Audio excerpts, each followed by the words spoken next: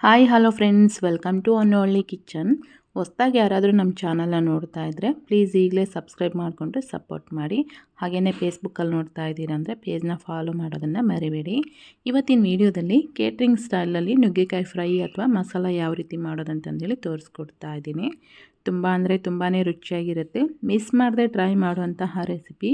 ಈ ಥರ ಫ್ರೆಶ್ ಆಗಿರೋಂಥ ನುಗ್ಗೆಕಾಯಿ ಸಿಕ್ಕಾಗ ಫ್ರೈ ಮಾಡ್ಕೊಂಡು ತಿಂದರೆ ಇದು ರುಚಿ ನೀವು ಯಾವತ್ತೂ ಮರೆಯಲ್ಲ. ಸೊ ಲೇಟ್ ಮಾಡೋದು ಬೇಡ, ಈಗ ರೆಸಿಪಿನ ಸ್ಟಾರ್ಟ್ ಮಾಡೋಣ. ಮೊದಲಿಗೆ ನಾವು ಇದಕ್ಕೆ ಬೇಕಾಗಿರೋಂಥ ಮಸಾಲೆನ ಪ್ರಿಪೇರ್ ಮಾಡ್ಕೊಳ್ಳೋಣ. ಇವಾಗ ಒಂದು ಪ್ಯಾನ್ಗೆ 1-2 ಸ್ಪೂನಷ್ಟು ಶೇಂಗಾ ಹಾಗೆಯೇ 1-2 ಸ್ಪೂನಷ್ಟು ಹಸಿ ಕೊಬ್ಬರಿನ ಹಾಕ್ಕೊಂಡಿದ್ದೀನಿ. ಹಸಿ ಕೊಬ್ಬರಿ ಬದಲಾಗಿ ಒಣ ಕೊಬ್ಬರಿನೂ ಸಹ ಹಾಕ್ಕೊಂಡು ಮಾಡ್ಕೋಬೋದು. ಇವು ಸ್ವಲ್ಪ ಫ್ರೈ ಆಗ್ತಾ ಇರಬೇಕಾದ್ರೆ 1 ಸ್ಪೂನ್ ಆಗೋಷ್ಟು ಧನಿಯಾ ಕಾಳು, ಒಂದು ಸಣ್ಣ ಪೀಸ್ನಷ್ಟು ಚಕ್ಕೆ, ಒಂದು ಏಲಕ್ಕಿ, ಒಂದು 7ರಿಂದ 8 ಲವಂಗನ ಹಾಕಿ ಇವು ಸ್ವಲ್ಪ ಈ ರೀತಿ ಚೆನ್ನಾಗಿ ಫ್ರೈ ಆದಮೇಲೆ ಈಗ ಕೊನೆಯದಾಗಿ ಇದಕ್ಕೆ 1 ಸ್ಪೂನ್ ಆಗೋಷ್ಟು ಗಸಗಸೆನ ಹಾಕಿ ಜಸ್ಟ್ ಒಂದು ಸಲ ಇದನ್ನು ಈ ರೀತಿ ಮಿಕ್ಸ್ ಮಾಡ್ಕೊಂಡಿದ್ದಾದಮೇಲೆ ಅವು ಕಂಪ್ಲೀಟಾಗಿ ತಣ್ಣಗಾದ್ಮೇಲೆ ಅವನ್ನ ರುಬ್ಕೋಬೇಕಾಗುತ್ತೆ. ಇನ್ನೊಂದು ಸೈಡಲ್ಲಿ ನುಗ್ಗೆಕಾಯಿ ಫ್ರೈ ಮಾಡೋದಕ್ಕೆ ನುಗ್ಗೆಕಾಯಿ ಚೆನ್ನಾಗಿ ವಾಶ್ ಮಾಡಿಕೊಂಡು ಮೀಡಿಯಮ್ ಸೈಜ್ಗೆ ಕಟ್ ಮಾಡಿ ಇಟ್ಕೊಂಡಿದ್ದೀನಿ. ನೆಕ್ಸ್ಟ್ ಒಂದು ಬೌಲಲ್ಲಿ ದೊಡ್ಡ ಸೈಜಿಂದು ಟೊಮೊಟೊ ಪೇಸ್ಟ್ ಮಾಡಿ ತೊಗೊಂಡಿದ್ದೀನಿ. ಇನ್ನೊಂದು ಬೌಲಲ್ಲಿ ಬ್ಯಾಡಗಿ ಮೆಣಸು ಹಾಗೆಯೇ ಗುಂಟೂರು ಮೆಣಸು ಪೇಸ್ಟ್ ಮಾಡಿ ಇಟ್ಕೊಂಡಿದ್ದೀನಿ. ಒಗ್ಗರಣೆಗೆ ಅಂತಂದೇಳಿ ಸಾಸಿವೆ, ಜೀರಿಗೆ ಹಾಗೆಯೇ ಕರಿಬೇವು, ಶುಂಠಿ ಬೆಳ್ಳುಳ್ಳಿ ಪೇಸ್ಟು, ನಾವು ಆಗಲೇ ಫ್ರೈ ಮಾಡಿ ಇಟ್ಕೊಂಡಿರೋಂಥ ಮಸಾಲೆ ಇಷ್ಟನ್ನು ತೊಗೊಂಡಿದ್ದೀನಿ.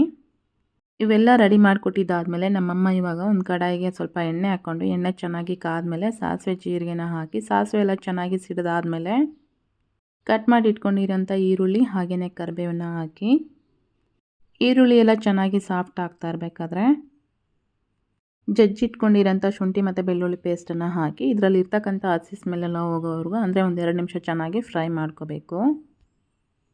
ನಾನಿಲ್ಲಿ ಈ ನುಗ್ಗೆಕಾಯಿ ಫ್ರೈ ಮಾಡೋದಕ್ಕೆ ಖಾರದ ಪುಡಿನ ಯೂಸ್ ಮಾಡ್ತಾ ಇಲ್ಲ. ಖಾರದ ಪುಡಿ ಖಾಲಿ ಆಗಿಬಿಟ್ಟಿತ್ತು, ಹಾಗಾಗಿ ಈ ರೀತಿ ಒಣಮೆಣಸಿನ್ಕಾಯಿನ ಪೇಸ್ಟ್ ಮಾಡಿ ತೊಗೊಂಡಿದ್ದೀನಿ. ಒಂದು ವೇಳೆ ನಿಮ್ಮ ಕಡೆ ಖಾರದ ಪುಡಿ ಏನಾದರೂ ಇತ್ತು ಅಂದರೆ ಅದನ್ನೇ ಹಾಕ್ಕೊಂಡು ಮಾಡ್ಕೊಳ್ಳಿ.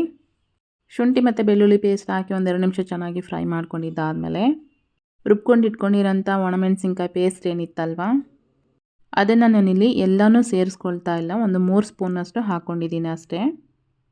ನೆಕ್ಸ್ಟ್ ನಾವು ಇದಕ್ಕೆ ರುಬ್ಕೊಂಡಿರೋಂಥ ಟೊಮೊಟೊ ಹಾಗೆಯೇ ರುಚಿಗೆ ಎಷ್ಟು ಬೇಕೋ ಅಷ್ಟು ಉಪ್ಪು ಹಾಕಿ ಒಂದು ಸಲ ಇದನ್ನು ಈ ರೀತಿ ಚೆನ್ನಾಗಿ ಮಿಕ್ಸ್ ಮಾಡ್ಕೊಂಡಿದ್ದಾದಮೇಲೆ ಈ ಮಸಾಲಾನ ಒಂದು 3 ನಿಮಿಷ ಫ್ರೈ ಮಾಡ್ಕೋಬೇಕಾಗುತ್ತೆ. 3 ನಿಮಿಷ ಆದಮೇಲೆ ನಾವು ಕಟ್ ಮಾಡಿ ಇಟ್ಕೊಂಡಿರೋಂಥ ನುಗ್ಗೆಕಾಯಿ ಏನಿತ್ತಲ್ವ ಅದನ್ನು ಸಹ ಇದರಲ್ಲಿ ಸೇರಿಸ್ಕೊಂಡು ನುಗ್ಗೆಕಾಯಿಗೆ ಉಪ್ಪು ಖಾರ ಎಲ್ಲ ಚೆನ್ನಾಗಿ ಹಿಡಿಯೋಕ್ಕೆ ಈ ಥರ ನೀಟಾಗಿ ಮಿಕ್ಸ್ ಮಾಡ್ಕೊಂಡಿದ್ದಾದಮೇಲೆ ಲಿಡ್ನ ಕ್ಲೋಸ್ ಮಾಡಿ ಒಂದು 5 ನಿಮಿಷ ನಾವು ಇದನ್ನು ಬೇಯೋದಕ್ಕೆ ಬಿಟ್ಬಿಡೋಣ.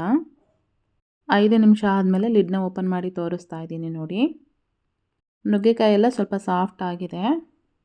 ಇವಾಗ ನಾವು ಇದಕ್ಕೆ ರುಬ್ಕೊಂಡಿರೋಂಥ ಮಸಾಲೆ ಏನಿತ್ತಲ್ವ ಮಸಾಲೆನ ಹಾಕ್ಕೊಂಡು ಅದೇ ಮಸಾಲೆಗೆ ಒಂದು ಸಣ್ಣ ಕಪ್ ಆಗೋಷ್ಟು ನೀರನ್ನು ಸೇರಿಸ್ಕೊಂಡು ಇದೇ ಕಡಾಯಲ್ಲೇ ಹಾಕಿ ಮತ್ತೆ ಒಂದು ಸಲ ಚೆನ್ನಾಗಿ ಮಿಕ್ಸ್ ಮಾಡ್ಕೊಂಡಿದ್ದಾದಮೇಲೆ ಪ್ಲೇಟ್ನ ಮುಚ್ಚಿ ಒಂದು 10ರಿಂದ 15 ನಿಮಿಷ ಬೇಯಿಸ್ಕೊಂಡ್ರೆ ಆಯಿತು.